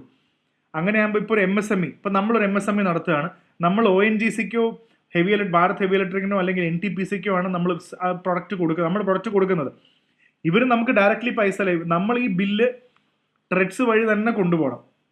അപ്പോൾ ട്രെഡ്സ് വളരെ പോപ്പുലർ ആകും, അത് അവിടെ നിന്ന് ആൾക്കാർ വാങ്ങിക്കും. അപ്പോൾ എന്താണെന്ന് വെച്ചാൽ പേയ്മെന്റ്സ് ട്രെഡ്സ് ത്രൂ ആയിരിക്കണം. അത് വളരെ പ്രധാനമായിട്ടും ഇതിൽ പറയുന്നുണ്ട്. പിന്നെ ഇതിനകത്ത് കുറച്ച് കാര്യങ്ങളിൽ ക്രെഡിറ്റ് ഗ്യാരണ്ടിയും കൊടുക്കുന്നുണ്ട്. CGTMSE എന്ന് പറഞ്ഞ് ഇവർ ഗ്യാരണ്ടി കൊടുക്കുന്നുണ്ട്. ഇപ്പോൾ ബാങ്കിനെ സംബന്ധിച്ചോളം ചില സമയത്ത് ബാങ്കുകൾക്കും ചില സമയത്ത് പേടി ഉണ്ടാവും. അതായത് ഈ ഫണ്ട് വന്നില്ലെങ്കിലോ എന്ന് പറഞ്ഞിട്ട്, നമ്മൾ എങ്ങാനും ഈ ഫണ്ട് കിട്ടിയില്ലെങ്കിലോ, അതായത് ഇവിടുന്ന് നമ്മുടെ പൈസ ബാങ്ക് തന്നു, ട്രെഡ്സ് തന്നു, അവസാനം എനിക്ക് പൈസ തരാമെന്ന് പറഞ്ഞ B എന്ന് പറയുന്ന അയാൾ വിചാരിക്കില്ല 60 ദിവസത്തിനുള്ളിൽ Aക്ക് പൈസ കിട്ടി, ഇനിയിപ്പോൾ ഞാൻ ആ പൈസ കൊടുത്തില്ലെങ്കിലോ എന്നൊരു തോന്നലോ, കൊടുത്തില്ലെങ്കിലോ ഒന്നും സംഭവിക്കാൻ പോകുന്നില്ലെന്നല്ല. അപ്പോൾ ഈ ഇത്തരം സിറ്റുവേഷൻസിൽ ഫ്രോഡ് കാണിക്കുക എന്നുള്ളതല്ല, എന്തെങ്കിലും ബുദ്ധിമുട്ട് വന്നു കഴിഞ്ഞാൽ ഇവർക്ക് CGTMSE ഇൻഷുറൻസ് കവർ ഉണ്ട്. അപ്പോൾ കുറച്ച് എമൗണ്ടുകൾ ഗവൺമെന്റിന്റെ ഭാഗത്തു നിന്നൊരു സപ്പോർട്ടും കിട്ടും. അപ്പോൾ 2 ഭാഗം ആൾക്കാർക്കും സപ്പോർട്ടിംഗ് ആയിട്ടുള്ള രീതിയിലാണ് ഈ ട്രെഡ്സ് കൊണ്ടുവന്നിരിക്കുന്നത്. അതേപോലെ ഗവൺമെന്റിന്റെ market place, online shopping portal എല്ലാം ട്രെഡ്സിലേക്ക് കണക്ട് ചെയ്യാൻ പോവുകയാണ്. സോ അതാണ് ട്രെഡ്സ് എന്ന് പറയുന്നത്. വളരെ പ്രധാനപ്പെട്ട കോൺസെപ്റ്റ് ആണ്. നമ്മൾ ഇതൊന്നും വായിക്കുമ്പോൾ എന്താണ് ട്രെഡ്സ് എന്നൊന്നും നമ്മൾ അന്വേഷിക്കുന്നേ ഇല്ല. So now it's your job to find out what is this. Clear ആണെന്ന് വിചാരിക്കുന്നു. ആൻഡ് ഇനി ട്രെഡ്സിൽ ഒരു സെക്കൻഡറി മാർക്കറ്റ് പോലെയും വർക്ക് ചെയ്യുന്നുണ്ട്. അതായത് ആയിരക്കണക്കിന് ഇൻവോയ്സസ് ആണ് ഇവിടെ വരുന്നത്. ഒരുപാട് ഈ പ്ലാറ്റ്ഫോം ആണെന്ന് വിചാരിക്കുക, ഒരുപാട് ഇൻവോയ്സസ് ആണ് ഇതിനകത്ത് വന്നു വീഴുന്നത്. ഇതെല്ലാം തിരിച്ച് കൊടുക്കാനുള്ളതാണ്, പൈസയാണ്. അപ്പോൾ ഇതെല്ലാം ഒരു ഫിനാൻഷ്യൽ പ്രൊഡക്റ്റ് ആയിട്ട് കൺവേർട്ട് ചെയ്ത് ഇൻവെസ്റ്റേഴ്സിന് ബോണ്ട് പോലെയും വേണമെങ്കിൽ ഇത് കൊടുക്കാൻ പറ്റും ഈ പൈസ. അപ്പോൾ ട്രെഡ്സ് എന്ന് പറയുന്ന ഒരു സിസ്റ്റത്തിനെ, പ്ലാറ്റ്ഫോമിനെ പല രീതിയിൽ ഉപയോഗിക്കുന്ന, ഒരു സെക്യൂരിറ്റി ബേസ് ചെയ്ത് ഉപയോഗിക്കുന്ന രീതിയും ഇതിനകത്ത് പറയുന്നുണ്ട്. അപ്പോൾ ഇതാണ് ട്രെഡ്സ് എന്ന് പറയുന്ന concept. Okay, I think this is clear. ഇത് വളരെ ഇമ്പോർട്ടൻ്റ് ആയിട്ടൊരു ടോപ്പിക്കായിരുന്നു. ഇനി 21ാമത്തെ ടോപ്പിക് എന്ന് പറയുന്നത് കോർപ്പറേറ്റ് മിത്ര എന്ന് പറയുന്ന ഒരു സംഭവമുണ്ട്. എന്താണ് ഈ കോർപ്പറേറ്റ് മിത്ര എന്ന് പറയുന്നത്? ഇപ്രാവശ്യത്തെ ബഡ്ജറ്റിൽ കൊണ്ടുവന്ന ഓൾറെഡി പറയുന്നൊരു സംഭവമാണ് കോർപ്പറേറ്റ് മിത്ര. ഇവരൊരു CEO CS ഒന്നും അല്ല, പക്ഷേ ഒരു ചാർട്ടേഡ് അക്കൗണ്ടന്റോ കമ്പനി സെക്രട്ടറിയോ ചെയ്യുന്ന ചില കമ്പനീസിനൊന്നും ഇത്രയും ലെവൽ ആവശ്യം ഉണ്ടാവില്ല. പക്ഷെ എന്നാൽ ഇതിന്റെ ലെവലിലുള്ള ചെറിയ ആൾ ആവശ്യമുണ്ട്. അപ്പോൾ CS വെക്കാനും പറ്റില്ല. MSME കോംപ്ലയൻസ് എല്ലാം അറിയുന്ന ഒരു അസിസ്റ്റന്റ് പോലെയാണ് കോർപ്പറേറ്റ് മിത്ര എന്ന് പറയുന്നത്. ഒരു സർട്ടിഫൈഡ് പ്രൊഫഷണൽസ് ആണ് കോർപ്പറേറ്റ് മിത്രകൾ. അപ്പോൾ ഇവരെന്ന് പറയുന്നത് ട്രെയിൻഡ് ഹെൽപ്പേഴ്സ് ആണ്. MSMEനെ സഹായിക്കാൻ വേണ്ടിയുള്ള ആൾക്കാരാണ്. അതായത് പേപ്പർ വർക്ക്, കംപ്ലയൻസ്, ഫയലിംഗ് എല്ലാം വളരെ ലോ കോസ്റ്റ് ചെയ്തു കൊടുക്കാവുന്ന ആൾക്കാരാണ് കോർപ്പറേറ്റ് മിത്രാസ്. അതും ഇപ്രാവശ്യം ഇതിൽ പറയുന്നുണ്ട്. ഇവരെ ട്രെയിൻ ചെയ്യുന്നതെന്ന് പറഞ്ഞാൽ ഓഫ്കോഴ്സ് ഇവരെല്ലാം ICAMI, ICSI എന്നൊക്കെ പറയുന്ന cost accountants India, company secretaries of India ഇൻസ്റ്റിറ്റ്യൂട്ടിന്റെ ഒക്കെ ഇതിലായിരിക്കും ഇവർ ചെയ്യപ്പെടുന്നത്. ദേ വിൽ നോട്ട് ട്രെയിൻ, എല്ലാം ട്രെയിൻ ചെയ്യത്തില്ല, ആവശ്യമുള്ള സ്കിൽസ് മാത്രമായിരിക്കും കൊടുക്കുന്നുണ്ടാവുക സാധാരണ ചെറിയ കമ്പനീസിനെ ഹെൽപ്പ് ചെയ്യാൻ വേണ്ടി. അതാണ് കോർപ്പറേറ്റ് മിത്ര എന്ന് പറയുന്നത്.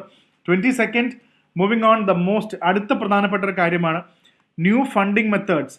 ഇൻവിറ്റ്, റേറ്റ്, NIIF, നാപ്ഫെഡ്, ഇതെല്ലാം ഇൻഫ്രാസ്ട്രക്ചറിന് വേണ്ടിയുള്ളതാണ്. അപ്പോൾ ഇതിൻ്റെ കഥ ഒറ്റ ഇതിൽ പറയാൻ പറ്റിക്കഴിഞ്ഞാൽ നമുക്ക് വളരെ പെട്ടെന്ന് തന്നെ മനസ്സിലാക്കാൻ പറ്റും. എന്താണ് ഇൻവിറ്റ് എന്നൊക്കെ പറയുന്നത്? നമുക്കൊരു കാര്യം വളരെ പെട്ടെന്ന് ഇവിടെ മനസ്സിലാക്കി പോവാം. അതായത് ഇത് മൊത്തം മനസ്സിലാക്കണമെങ്കിൽ tell you small quick story to understand the whole thing. അതായത് ഇമാജിൻ, നമുക്ക് ഇതെല്ലാം ഇൻഫ്രാസ്ട്രക്ചർ റിലേറ്റഡ് ആണ്. അപ്പോൾ ബ്രിഡ്ജോ റോഡോ വലിയൊരു ഹൈവേ കൺസ്ട്രക്ട് ചെയ്യണം. ആദ്യം നമുക്ക് ഇൻവിറ്റ് നോക്കാം. വലിയൊരു ഹൈവേ കൺസ്ട്രക്ട് ചെയ്യണം. ഈ ഹൈവേ കൺസ്ട്രക്ട് ചെയ്യാൻ വേണ്ടി ഓൾറെഡി ഗവൺമെന്റ് ഒരു പ്രൈവറ്റ് കമ്പനി എല്ലാവരും കൂടെ ചേർന്നിട്ട് 5000 കോടി ഇൻവെസ്റ്റ് ചെയ്തിട്ടുണ്ട്. 5000 കോടി ഇൻവെസ്റ്റ് ചെയ്തു, വലിയൊരു എമൗണ്ട് ആണ്. ഇത്രയും കോടി ഇൻവെസ്റ്റ് ആണ് ഹൈവേ ഉണ്ടാക്കുന്നത്. പക്ഷെ ഇമ്മീഡിയറ്റ്ലി അപ്പുറത്തെ സൈഡിൽ വേറൊരു ഹൈവേയും കൂടെ വന്നു. ഈ ഹൈവേ നമുക്ക് ഉണ്ടാക്കണം. അപ്പോൾ ഗവൺമെന്റും ഇവരെ സംബന്ധിച്ചോളം ഇതിന് ഏതാണ്ട് 7000 കോടി രൂപയാവും. പക്ഷെ ഈ ഫണ്ട് നമ്മൾ സാധാരണ ഇവിടെ വെച്ച് കഴിഞ്ഞാൽ ഇവിടെ ടോൾ വെക്കും. ഇവിടെ ടോൾ കൊണ്ട് വെച്ചിട്ടുണ്ട്, ഇവിടുന്ന് ടോളൊക്കെ കിട്ടുന്നുണ്ട്. പക്ഷെ അപ്പോഴും ഇത്ര അടുത്ത ഹൈവേ കൺസ്ട്രക്ട് ചെയ്യാനുള്ള ഫണ്ടില്ല. അപ്പോൾ ഇൻഫ്രാസ്ട്രക്ചർ വളരെ ഇമ്പോർട്ടൻ്റ് ആണല്ലോ രാജ്യത്തിന്. അപ്പം നമ്മൾ എന്ത് ചെയ്യുന്നു വെച്ചാൽ ഇതിനെ ഇൻവിറ്റ് ആക്കി മാറ്റും. അതെന്താണ് നമുക്ക് ഡിസ്കസ് ചെയ്യാം. ഇമാജിൻ ഇൻവിറ്റ് ആക്കി മാറ്റി കഴിഞ്ഞാൽ ഇവിടെ ഇൻവിറ്റ് എന്ന് പറഞ്ഞൊരു ബോർഡ് ആക്കി കഴിഞ്ഞു. ഈ ഹൈവേ ഇൻവിറ്റ് ആണെന്ന് വിചാരിക്കുക. ഇൻവിറ്റ് ഒരു ഷെയർ മാർക്കറ്റ് പോലെയാണ്, അല്ലെങ്കിൽ ഇക്വിറ്റി പോലെയാണ്. നമ്മൾ ഇതിനകത്തുനിന്ന് ഈ ഇൻവിറ്റിന്റെ ഷെയറുകൾ പല സാധാരണക്കാർക്കും, നമുക്കും, ആൾക്കാർക്കും, നിങ്ങൾക്കൊക്കെ വാങ്ങിക്കാം. ഞാനൊരു 50,000 രൂപ എടുത്തിട്ട് ഇതിന്റെ ഒരു ഇതെടുത്തു. അപ്പം ഞാൻ ഈ ഹൈവേയുടെ ഭാഗമായി, വേറൊരാൾ 1,00,000 രൂപയുടെ, അങ്ങനെ പല വേണമെങ്കിൽ ഇതൊരു ഇമാജിനേഷൻ പറയുന്നതാണ്, എക്സാക്ട് വാല്യൂ പറയുന്നതല്ല. അങ്ങനെ ഒരുപാട് ആൾക്കാർ നമ്മളെല്ലാവരും കൂടെ ചേർന്ന് ഈ ഹൈവേയുടെ പ്രൊജക്റ്റിന് ഒരുപാട് ഷെയറുകൾ എടുത്ത് ഇവരുടെ കയ്യിൽ ഒരുപാട് പൈസ കിട്ടി. ഇവരുടെ പൂൾ എന്ന് പറയുന്നത് ഇവരുടെ കയ്യിൽ ഒരുപാട് ഫണ്ട് കിട്ടി. ഈ ഫണ്ട് കിട്ടി ഇവർ നമ്മളെല്ലാം ഷെയർ ഹോൾഡേഴ്സ് ആക്കി മാറ്റി. ഈ ഫണ്ട് വെച്ച് അപ്പോൾ എന്താന്ന് വെച്ചാൽ നമുക്ക് നമ്മുടെ ബെനിഫിറ്റ് എന്താന്ന് വെച്ചാൽ നമുക്ക് ഇവിടെ നിന്ന് കിട്ടുന്ന ടോളിൻ്റെയൊക്കെ ഒരു വീതമോ അങ്ങനെ റിട്ടേൺസ് നമുക്കും പീരിയോഡിക്കലി കിട്ടും. ഈ ഫണ്ട് ഇതേപോലെ ഒരുപാട് ആൾക്കാർ ഒരുപാട് ലക്ഷം ഇതിനകത്ത് ഇൻവെസ്റ്റ് ചെയ്ത് കഴിയുമ്പോൾ ഇവരുടെ കയ്യിൽ ഫണ്ട് കിട്ടും. ഈ ഫണ്ട് എടുത്തിട്ട് ഇവർ അടുത്ത ഹൈവേ ഉണ്ടാക്കും. That is InvIT. അതെന്താണെന്നുള്ളത് നമുക്ക് ഇത് ഏകദേശം കഥ മനസ്സിലായെന്ന് വിചാരിക്കുന്നു. അപ്പോൾ എന്താണെന്ന് വെച്ചാൽ 5000 കോടി വേറെ 7000 കോടി കണ്ടെത്താൻ അവർക്ക് കടം വാങ്ങിക്കേണ്ടി വന്നില്ല. ഇതിന് വേറൊരു കോൺസെപ്റ്റ് ആക്കി ഇതിന്റെ ടോളിന്റെ ഒരു കാര്യം അവർക്കും കൊടുത്തു എന്നുള്ളൊരു സംഭവം മാത്രമേ ക്രിയേറ്റ് ചെയ്തുള്ളൂ. It's a very good thing to do. ഇതാണ് ഇതിന് പ്രധാനമായിട്ടും ഇൻവിറ്റ് എന്ന് പറയുന്നത്. ഇതേ കോൺസെപ്റ്റ് തന്നെയാണ് REIT എന്ന് പറയുന്ന റേറ്റ് എന്ന് വിളിക്കുന്ന ആൾ. അതായത് നമുക്കൊരു വലിയൊരു ഇതൊരു കുറച്ചുകൂടി വ്യത്യാസമുണ്ട്. റിയൽ എസ്റ്റേറ്റ് ആണ്. നമുക്ക് വലിയൊരു ഓഫീസുണ്ട്, വലിയൊരു ഷോപ്പിംഗ് കോംപ്ലക്സ് ഉണ്ട്. ഇതിന്ന് മാസം എനിക്ക് 50 കോടിയാണ് ഒരു വർഷം എനിക്ക് റെന്റ് കിട്ടുന്നത്. 50 CR. കുറേ ബിൽഡിങ്ങുകളുണ്ട് ഇതിനകത്ത്. പക്ഷെ അടുത്ത് വേറൊരു ബിൽഡിംഗ് കൂടെ വന്നിട്ടുണ്ട്. എനിക്ക് അങ്ങനെ ഒരു ബിൽഡിംഗ് കൂടെ ഉണ്ടാക്കിയാൽ കൊള്ളാമെന്നുണ്ട്. പക്ഷെ ഞാൻ ഈ ബിൽഡിംഗ് എല്ലാം കൺസ്ട്രക്ട് ചെയ്ത് എൻ്റെ കയ്യിലുള്ള മുഴുവൻ പൈസയും പോയി. വർഷം 50 കോടി റവന്യൂ കിട്ടുന്നുണ്ട്. പക്ഷേ ഈ ബിൽഡിംഗ് കൺസ്ട്രക്ട് ചെയ്യണമെങ്കിൽ എനിക്കിനി അടുത്ത 100 കോടി വേണം. പക്ഷെ അത് കൺസ്ട്രക്ട് ചെയ്യാനുള്ള പൈസ എൻ്റെ കയ്യിലില്ല. അപ്പം ഞാൻ ഈ ബിൽഡിങ്ങിനെ ഒരു REIT ഒരു REIT ആക്കി മാറ്റും. REIT ആക്കി മാറ്റി കഴിയുമ്പോൾ അതേപോലെ ഷെയർ എടുക്കും. ഒരുപാട് ആൾക്കാർക്ക് ഞാൻ പറയും, നിങ്ങൾ ഷെയർ എടുത്തോളൂ, 1 ലക്ഷം തരൂ, 10 ലക്ഷം തരൂ, അല്ലെങ്കിൽ 10 ലക്ഷം തരൂ, നിങ്ങൾ തന്നിട്ട് ഇതിന്റെ ഭാഗമായിക്കോളൂ എന്ന് പറഞ്ഞിട്ട് ഇവിടെ നിന്ന് കിട്ടുന്ന റെന്റും കാര്യങ്ങളെല്ലാം ഇവർക്ക് റിട്ടേൺസ് പോലെ തിരിച്ചു കൊടുക്കും. അപ്പോൾ എനിക്ക് കയ്യിൽ ഏകദേശം ഒരു 100-150 കോടി കിട്ടും. ആൾക്കാരുടെ ഞാൻ പിരിച്ചെടുത്തു. അത് വെച്ച് ഞാൻ അടുത്ത ഷോപ്പിംഗ് കോംപ്ലക്സ് ഉണ്ടാക്കും. ഇതാണ് റിയൽ എസ്റ്റേറ്റ് ഇതാണ് ഈ REIT എന്നൊക്കെ പറയുന്ന ഈ 2 കോൺസെപ്റ്റുകൾ. ഇതിന്റെ സ്റ്റോറി ഞാനിവിടെ വളരെ ക്വിക്കായിട്ട് പറഞ്ഞു.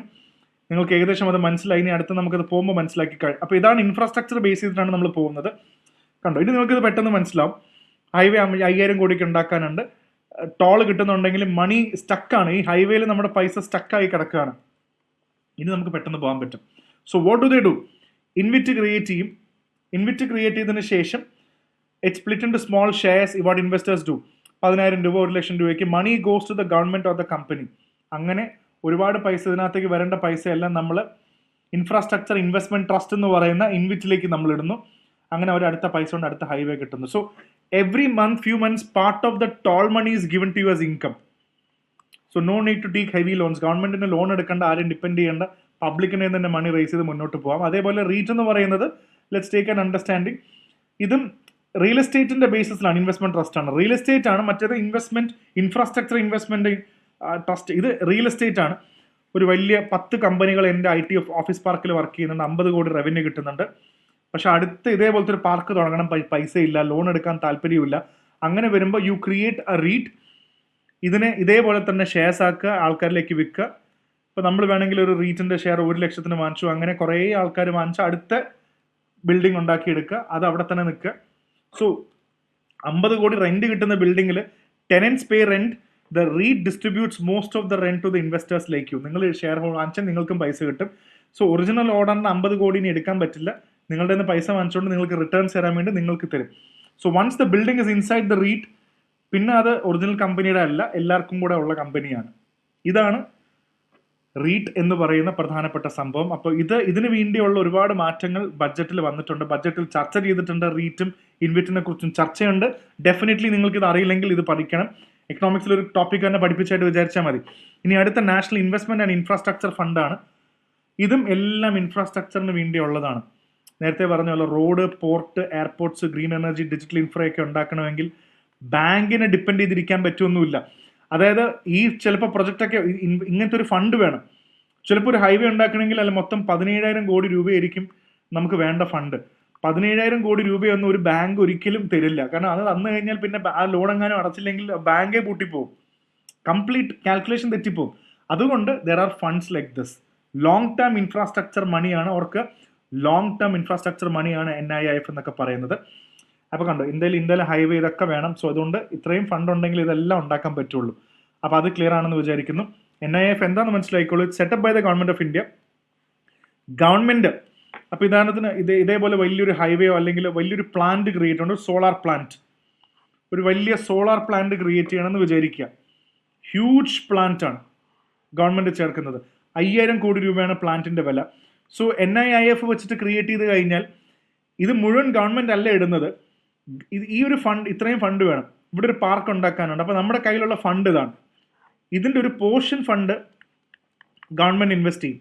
അപ്പോൾ ഗവൺമെന്റ് ഇതിന്റെ ഭാഗമാണെന്ന് മനസ്സിലാവും. ഇത്രയും ഭാഗം പുറത്തുനിന്നുള്ള ആൾക്കാർ ഇൻവെസ്റ്റ് ചെയ്യുന്നത്. ഉദാഹരണത്തിന് pension funds, sovereign wealth funds, long term global investors, ഇങ്ങനെ ഒരുപാട് ആൾക്കാർ ഇതിൽ ഫണ്ട് ഇടും. ഗവൺമെന്റ് ഉള്ളതുകൊണ്ട് ഇതിൽ ഫണ്ട് ഇട്ട് കഴിയുമ്പോൾ റിസ്ക് ഇല്ല, ഗവൺമെന്റും പാർട്ടായതുകൊണ്ട് ടെൻഷൻ ഇല്ല. ഇങ്ങനെയാണ് NIIF വർക്ക് ചെയ്യുന്നത്. അല്ലാതെ മുഴുവൻ ഗവൺമെന്റ് പൈസ എടുത്തല്ല 5,000 കോടി രൂപ ഇടുന്നത്. സോ ടേക്ക് എൻ എക്സാമ്പിൾ, ഇതൊക്കെ ഫേമസ് ആയിട്ടുള്ള പെൻഷൻ ഫണ്ട്സ് ആണ്. Australian super, Qatar investment authority, BlackRock, Macquarie, ഇതൊക്കെ മാക്വയറി എന്നൊക്കെ പറയുന്നത് ഇതെല്ലാം കമ്പനീസ് ആണ്. ഇവരെല്ലാമാണ് NIIFന്റെ ഭാഗമായി ഇത്രയും പൈസ ഇടുന്നത്. So take a look at this. ഇപ്പോൾ ഉദാഹരണത്തിന് 1,000 കോടി പ്രൊജക്ട് സോളാർ പാർക്ക് രാജസ്ഥാനിൽ ഉണ്ടാക്കണം. സോ ഒറ്റയ്ക്കല്ല, ഇവരെല്ലാവരും കൂടെ ചേർന്നാണ് ഉണ്ടാക്കുന്നത്. അപ്പോൾ ആരൊക്കെയാണ് ഗവൺമെന്റ് അല്ലാതെ ഇതിൽ ഫണ്ട് ഇടുന്നതെന്ന് ചോദിച്ചു കഴിഞ്ഞാൽ നമുക്ക് ഏകദേശം മനസ്സിലായി കാണാം. അപ്പോൾ ഇത്രയും ആൾക്കാരാണ്. പെൻഷൻ ഫണ്ട്, ഒരുപാട് ഫണ്ട്സും സോവറിൻ വെൽത്ത് ഫണ്ട് എല്ലാവരും കൂടെ ചേർന്നാണ് ഇത് ഇൻഫ്രാസ്ട്രക്ചറിന് വേണ്ടിയാണ്. ഇനി അടുത്തത് നാപ്ഫിഡ് എന്ന് പറയുന്ന കോൺസെപ്റ്റ് ബഡ്ജറ്റിൽ വളരെ വ്യക്തമായി പറയുന്നുണ്ട്. എന്താണ് NaBFID? National bank for financing infrastructure and development. സാധാരണ ഞാൻ നേരത്തെ പറഞ്ഞ പോലെ 50,000 കോടി രൂപ, 20,000 കോടി രൂപ ബാങ്ക് തരില്ല. കാരണം ബാങ്ക് അത് അടയ്ക്കാതെ വന്നു കഴിഞ്ഞാൽ ബാങ്ക് പൊട്ടിപ്പോവും. അതിനു വേണ്ടിയാണ് ഈ പറയുന്ന NaBFID, national bank of financing infrastructure and redevelopment. ഇങ്ങനത്തെ സിറ്റുവേഷനെ സപ്പോർട്ട് ചെയ്യാൻ വേണ്ടിയാണ് നാപ്ഫിഡ് ഉള്ളത്. 20,000 crores എക്സ്പ്രസ് ഹൈവേ ഉണ്ടാക്കുകയാണ്. 5 വർഷം റീപേയ്മെന്റ് പീരീഡ് കണ്ടോ, 20 മുതൽ 30 വർഷം കൊണ്ട് റീപേ ചെയ്യുള്ളൂ. ഒരു ബാങ്കും 20-30 yearsന്റെ റീപേയ്മെന്റ് തരാൻ ഭയങ്കര ബുദ്ധിമുട്ടായിരിക്കും. 7 years, 8 years എന്നൊക്കെ പറഞ്ഞ് 30 years repayment period is very difficult. Normal banks don't lend such big amount for long period. ഭയങ്കര റിസ്ക് ആണ്. അതുകൊണ്ട് തന്നെ നാപ്ഫിഡ് എന്ന് പറയുന്നത് ഗവൺമെന്റ് ക്രിയേറ്റ് ചെയ്തൊരു കോൺസെപ്റ്റ് ആണ്. ഇത് ബോണ്ട്, നമ്മൾ നേരത്തെ പറഞ്ഞ പോലെ ബോണ്ട് ഇഷ്യൂ ചെയ്യും. അങ്ങനെയാണല്ലോ നമുക്ക് ഫണ്ട് വരുന്നത്. അതായത് ഇവിടെ ഒരു ബോണ്ട് ക്രിയേറ്റ് ചെയ്ത് കഴിഞ്ഞാൽ പബ്ലിക് എന്ന് പറയുന്നത് ഇങ്ങനെ ആൾക്കാരുണ്ട്. ഇവിടെ നിന്ന് ബോണ്ട് തരാമെന്ന് പറഞ്ഞ ആൾക്കാരെല്ലാം ഇത് വാങ്ങിക്കും. അപ്പോൾ ഇത്രയും പൈസ ഇവിടെ കിട്ടും, ഇത്രയും പൈസ ഇവിടെ വന്ന് വീഴും. ഇവർക്ക് കൃത്യമായ റിട്ടേൺസ് കൊടുത്താൽ മതി, അത് ഓക്കെയാണ്. അങ്ങനെ ഇത്രയും വലിയ തുകയൊക്കെ ഇൻഫ്രാസ്ട്രക്ചർ എന്ന് പറയുന്നതൊക്കെ ഇങ്ങനെ ഡെറ്റ് മാർക്കറ്റിലൂടെയും ബോണ്ട്സിലൂടെ, ഡെറ്റ് എന്ന് ലോങ് ടേം ബോണ്ടിലൂടെയൊക്കെയാണ് ഇവരെ റേസ് ചെയ്യുന്നത്. I think this point is also clear. അപ്പോൾ ആരൊക്കെയാണ് ഈ ലോങ് ടേം ബോണ്ട്സ് വാങ്ങിക്കുന്നത്? നമ്മൾ സാധാരണ വാങ്ങിക്കുന്ന ആൾക്കാരെ പോലെ അല്ല, നോക്കിയാൽ മതി. പെൻഷൻ ഫണ്ടുകൾ, വളരെ ഫേമസ് ആയിട്ടുള്ള പെൻഷൻ ഫണ്ടുകൾ, LIC വാങ്ങിക്കും. സാധാരണക്കാർ വാങ്ങിക്കുന്നത് പോലെയല്ല ഇത് വാങ്ങിക്കും. മ്യൂച്വൽ ഫണ്ട് കമ്പനീസ് ഉണ്ട്, സോവറിൻ വെൽത്ത് ഫണ്ട് ഉണ്ട്, ചില എക്സ്റ്റെൻഡ് വരെ ബാങ്കുകൾ വരെ നാപ്ഫിഡിന്റെ ഇത് വാങ്ങിക്കും. അങ്ങോട്ട് പൈസ കൊടുത്തിട്ട് നാപ്ഫിഡിന്റെ ബോണ്ടുകൾ എടുക്കുന്നു പറയുന്ന പോലെ. ഫോറിൻ ഇൻസ്റ്റിറ്റ്യൂഷണൽ ഇൻവെസ്റ്റേഴ്സ് ഉണ്ട്. ഇതൊക്കെ പ്രിലിംസിന് ചോദിക്കാവുന്നതാണ്. നാപ്ഫിഡിൽ ആരൊക്കെയാണ് ലോങ് ടേം ബോണ്ട്സ് എടുക്കുന്നതെന്ന് ചോദിച്ചാൽ സാധാരണക്കാരായ നമ്മളെക്കാട്ടും കൂടുതൽ എന്ന് പറയുന്ന പോലെ അല്ല, പെൻഷൻ ഫണ്ട്സ് ഇവരൊക്കെയാണ് കൂടുതലും ഇത് എടുക്കുന്നത്. ബാങ്കുകൾ വരെ നാപ്ഫിഡിൽ ബോണ്ട്സ് വാങ്ങിക്കുന്നുണ്ട്. If you see such questions, have this idea very strong. Okay. പിന്നെ ഗവൺമെന്റ് പ്രധാനമായിട്ടും മനസ്സിലാക്കിയൊരു കാര്യം, ക്യാപെക്സ്, അതായത് ക്യാപിറ്റൽ എക്സ്പെൻഡിച്ചർ 2014-15 എന്ന് പറയുന്ന സമയത്ത് അലോക്കേഷൻ എന്ന് പറയുന്നത് 2 ലക്ഷം കോടി രൂപയായിരുന്നു നമ്മൾ അന്ന് കൊടുത്തിരുന്നത്. നമ്മൾ മൊത്തം ക്യാപിറ്റൽ എക്സ്പെൻഡിച്ചർ, ഗവൺമെന്റിന് ക്യാപിറ്റൽ എക്സ്പെൻഡിച്ചർ ഉണ്ടാക്കുന്നത് വളരെ ഇമ്പോർട്ടൻ്റ് ആണ്. നമ്മൾ എക്കണോമിക്സിൽ ക്യാപിറ്റൽ എക്സ്പെൻഡിച്ചർ, റവന്യൂ എക്സ്പെൻഡിച്ചർ മനസ്സിലാക്കിയിട്ടുണ്ടാവും. സോ നോ, അത് 2014 ആയപ്പോൾ തന്നെ 11 ലക്ഷം കോടിയാക്കി മാറ്റി. ഇപ്രാവശ്യം 12 ലക്ഷം കോടിയായിട്ട് മാറ്റി. അപ്പോൾ ആലോചിച്ച് ഒരു 10 വർഷം കൊണ്ട് എത്ര മടങ്ങാണ്? 2 ലക്ഷത്തിൽ നിന്ന് ഈ 12 ലക്ഷമാണ് ഗവൺമെന്റ് സ്പെൻഡ് ചെയ്യുന്ന ക്യാപിറ്റൽ എക്സ്പെൻഡിച്ചർ കൂട്ടിയിട്ടുള്ളത്. അപ്പോൾ എന്താണ് ഈ ക്യാപിറ്റൽ എക്സ്പെൻഡിച്ചർ എന്ന് ചോദിച്ചു കഴിഞ്ഞാൽ, റോഡ് ഉണ്ടാക്കണ്ടേ, highway, railway, metro, ports, airports, water, digital infrastructure. ഇതൊന്നും it is not salaries or subsidies, it is investment for growth. ഇത് ഇൻവെസ്റ്റ് ചെയ്താലേ രാജ്യം മുന്നോട്ട് പോവുള്ളൂ. അതാണ് ക്യാപിറ്റൽ എക്സ്പെൻഡിച്ചർ, ക്യാപെക്സ് എന്ന് വിളിക്കുന്നത്. അത് എത്ര മടങ്ങ് കൂട്ടിയെന്ന് വെച്ചാൽ 2 ലക്ഷം കോടിയിൽ നിന്ന് ഇപ്പോൾ കഴിഞ്ഞ വർഷം 11 ആക്കി, ഇപ്രാവശ്യം 12 ലക്ഷമാക്കി കൂട്ടിയിട്ടുണ്ട്. ഓർത്ത് വെച്ചോളൂ. And take a look at this. അന്ന് 2 ലക്ഷം കോടി, ഇന്ന് 11.2 കഴിഞ്ഞ വർഷം. ഇന്ന് 12.2 ലക്ഷം കോടി രൂപയാണ് നമ്മുടെ ഗവൺമെന്റിന്റെ ക്യാപിറ്റൽ എക്സ്പെൻഡിച്ചർ എന്ന് പറയുന്നത്. ഇത് ഓർത്ത് വെക്കാനാണ്. ഇങ്ങനത്തെ ഫാക്ട്സും ഫിഗേഴ്സ് ഒക്കെ പരീക്ഷയ്ക്ക് ചോദിക്കാവുന്നതാണ്. ഇനി ഇൻഫ്രാസ്ട്രക്ചറിനും റിസ്ക് ഗ്യാരണ്ടി ഫണ്ട് എന്നൊരു ഫണ്ട് ഉണ്ടാക്കി വെച്ചിട്ടുണ്ട്. അതായത് ഒരു കോൺസെപ്റ്റാണ്. കൺസ്ട്രക്ഷൻ്റെ ഇടയിൽ എന്തെങ്കിലും ഇൻഫ്രാസ്ട്രക്ചർ വളരെ ഇമ്പോർട്ടൻ്റ് ആണെന്ന് മനസ്സിലാവും. അതിന് വേണ്ടിയാണ് നമ്മൾ ഇൻവിറ്റ് റീറ്റൊക്കെ ഒന്ന് ഉണ്ടാക്കിയിരിക്കുന്നത്. അതിലും എന്തെങ്കിലും റിസ്ക് വരാൻ സാധ്യതയുണ്ടെങ്കിൽ there is a risk guarantee fund. If something goes wrong during the construction, government അതിൻ്റെ ഒരു ലോസിൻ്റെ ഒരു ഭാഗം കവർ ചെയ്യും. അതൊരു സപ്പോർട്ടാണ്, മുഴുവൻ കവർ ചെയ്യുന്നുള്ളതല്ല, ഒരു സപ്പോർട്ടാണ്. അവിടെയാണ് ഇപ്പോൾ പ്രൈവറ്റ് കമ്പനീസ് പലപ്പോഴും റോഡ്, മെട്രോസ്, പാർക്ക് പ്രോജക്റ്റിലൊക്കെ ഇൻവെസ്റ്റ് ചെയ്യാൻ പേടിക്കുന്നതെന്ന് വെച്ചാൽ എന്തെങ്കിലും ലോസ് വന്നു പോകുമ്പോൾ അവർക്ക് ഭയങ്കര നഷ്ടമായിരിക്കും. So construction is very risky. So അതുകൊണ്ട് തന്നെ ബാങ്ക് ലോൺ തരില്ല. അതുകൊണ്ടൊക്കെയാണ് ഒരു ഇൻഫ്രാസ്ട്രക്ചർ നമ്മളിവിടെ നോക്കിയ പോലെ ഒരു ഓർത്ത് വെക്കണം. ഇതൊക്കെ അതും കൂടെ ചേർത്ത് നമുക്ക് തരുന്നുണ്ട്. So that is a key part in this. Okay, that's it. And ഇതിൽ പാർഷ്യൽ ക്രെഡിറ്റ് ഗ്യാരണ്ടിയെ തരുന്നുള്ളൂ ബഡ്ജറ്റിൽ പറയുന്നുണ്ട്. അതായത് 1000 കോടി എടുത്തിട്ട് 1000 കോടി നശിപ്പിച്ചു 1000 കോടി ഗവൺമെന്റ് കൊടുക്കുകയൊന്നുമില്ല. അതിൻ്റെ ഒരു പോർഷൻസ് 20 മുതൽ 30% വരെ ഗവൺമെന്റ് വേണമെങ്കിൽ അവരെ സപ്പോർട്ട് ചെയ്യും. ബാക്കി ഉത്തരവാദിത്തം അവർ സ്വയം ഏറ്റെടുത്താണ്. അതുകൊണ്ടാണ് പ്രുഡൻ്റ്ലി കാലിബ്രേറ്റഡ് എന്ന് പറയുന്നത്. പാർഷ്യൽ ക്രെഡിറ്റ് ഗ്യാരണ്ടി ഇൻഫ്രാസ്ട്രക്ചർ പ്രോജക്ട്സിൽ ഗവൺമെന്റ് ഫണ്ട് ഉണ്ടാക്കിയിട്ടുണ്ട്. ഇങ്ങനത്തെ പ്രോജക്ട്സുകളെ സഹായിക്കാൻ വേണ്ടിയാണ് അത് കൊടുത്തിരിക്കുന്നത്. ഇനി പ്രധാനമായിട്ടും അടുത്ത 26ാമത്തെ ഡെഡിക്കേറ്റഡ് ഫ്രീറ്റ് കൊറിഡോർ വന്നിട്ടുണ്ട്, DFC. ഇതിനകത്ത് സ്ഥലങ്ങളുണ്ട്. ആ സ്ഥലങ്ങളെല്ലാം നമുക്ക് ഇമ്പോർട്ടൻ്റ് ആണ്. അത് നമുക്ക് പെട്ടെന്ന് മനസ്സിലാക്കിയെടുക്കാം. എന്താണ് ഫ്രീറ്റ് കൊറിഡോർ എന്ന് പറയുമ്പോൾ, ഇപ്രാവശ്യം കൊടുത്തിരിക്കുന്ന റെയിൽവേ ലൈനാണ് കാർഗോ കൊണ്ടുപോകാൻ വേണ്ടി. ഈസ്റ്റിൽ നിന്നും വെസ്റ്റിലേക്ക് പോകുന്ന രീതി നോക്കിയാൽ മതി. ഈസ്റ്റിൽ നിന്നും വെസ്റ്റിലേക്ക് പോകുന്ന രീതി നോക്കുമ്പോൾ ഡൺകുണി എന്ന് പറയുന്ന സ്ഥലം ഈസ്റ്റിലും സൂരത്ത് വെസ്റ്റിലേക്ക് റെയിൽവേ ലൈനാണ്. ഗുഡ്സ് ട്രെയിൻ ആണ്, പാസഞ്ചർ അല്ല. വളരെ ഫാസ്റ്റർ, ഹെവിയർ, റിലയബിൾ ഫ്രീറ്റ് മൂവ്മെന്റിന് വേണ്ടിയാണ് ഈ ഡെഡിക്കേറ്റഡ് ഫ്രീറ്റ് കൊറിഡോർ DFC കൊണ്ടുവന്നിരിക്കുന്നത്. ഡൺകുണി എന്ന് പറയാൻ കാരണം എന്ന് പറഞ്ഞാൽ കോൽക്കട്ടയുടെ അടുത്തൊരു ഹബ്ബാണ്, ഒരു വലിയൊരു ലോജിസ്റ്റിക്കൽ ഹബ്ബാണ് Dankuni. Surat obviously textile and diamond ഹബ്ബാണ് ഇന്ത്യയുടെ. അവിടേക്കുള്ള ഒരു ഫ്രീറ്റ് കൊറിഡോർ ഇപ്രാവശ്യം കൊണ്ടുവന്നിട്ടുണ്ട്. അതാണ് ഇതിനകത്ത് പറയുന്നത്. അതേപോലെ പുതിയ നാഷണൽ വാട്ടർവേ സ്റ്റാർട്ട് ചെയ്യുന്നു. 20 പുതിയ നാഷണൽ വാട്ടർവേ വരുന്നുണ്ട് 5 വർഷം. നാഷണൽ NH ഹൈവേ എന്ന് പറയുന്ന പോലെ തന്നെ NW എന്ന് പറയുന്ന നാഷണൽ വാട്ടർവേ നിങ്ങൾ ഓർത്തിരിക്കണം. പ്രിലിംസിന് പരീക്ഷയ്ക്ക് നിങ്ങൾ ഓർത്ത് വെക്കണം. ഇതെന്ന് പറയുന്നത് റിവേഴ്സും കനാൽസും കാർഗോ ട്രാൻസ്പോർട്ടിന് ഉപയോഗിച്ച് കഴിഞ്ഞാൽ നല്ലതല്ലേ. റോട്ടിൽ കൂടെ ട്രക്കിലും ഇതിലും കൊണ്ടുപോയാൽ അല്ലെങ്കിൽ ആകാശത്തു കൂടെ കൊണ്ടുപോയാലും എങ്ങനെ പോയാലും കാർബൺ ഡൈ ഓക്സൈഡ് എമിഷൻസ് വരും, എൻവയോൺമെന്റിൽ പൊല്യൂഷൻ വരും. പക്ഷേ മറ്റേതിൽ പൊല്യൂഷൻ ഇല്ല എന്നുള്ള കമ്പാരിറ്റീവ്ലി കുറവാണ് മറ്റേതിൻ്റെ അത്രയും. സോ ഇപ്രാവശ്യം നാഷണൽ വാട്ടർവേ 5നെ കുറിച്ച് പറയുന്നുണ്ട്. അപ്പോൾ ഉറപ്പായിട്ടും നിങ്ങൾ ഓർത്ത് വെക്കണം. What is national waterway 5? ഇത് Talcher and Angul mineral areas connect ചെയ്യുന്ന സ്ഥലമാണ്. കലിംഗനഗർ, അത് ഒഡീഷയിലെ സ്ഥലമാണ്. പ്രധാനപ്പെട്ട അവിടുത്തെ പോർട്ട് പാരദീപ് ആൻഡ് ധർമ്മ പോർട്ട് എന്ന് പറയുന്ന പോർട്ടിലേക്ക് ട്രാൻസ്ഫർ ചെയ്യുന്നുണ്ട്. സോ പരീക്ഷയ്ക്ക് പാരദീപ് പോർട്ട് ഇതൊക്കെ ചോദിച്ചു കഴിഞ്ഞാലും നമുക്കൊരു ക്ലാരിറ്റി എന്താണെന്നുള്ളൊരു സംഭവം നമുക്കിവിടെ ഉണ്ടാവണം.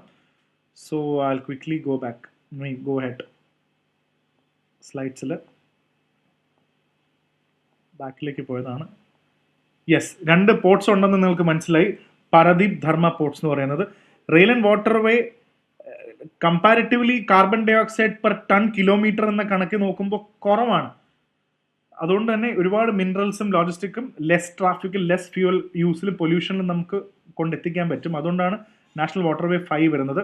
അടുത്ത 27ാമത് പറയുന്നത് പ്രധാനമായിട്ടും ഷിപ്പ് റിപ്പയർ സിസ്റ്റം പറയുന്നുണ്ട്.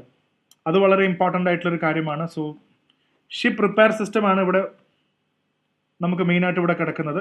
എന്താണ് ഷിപ്പ് റിപ്പയർ സിസ്റ്റം? പ്രധാനമായിട്ടും നാഷണൽ വാട്ടർവേ ഇത് നാഷണൽ വാട്ടർവേ 5 ആണ് ഇതിനെക്കുറിച്ചിട്ട് നമുക്ക് പ്രധാനമായിട്ടും ഇതിൽ കിടക്കുന്നത്.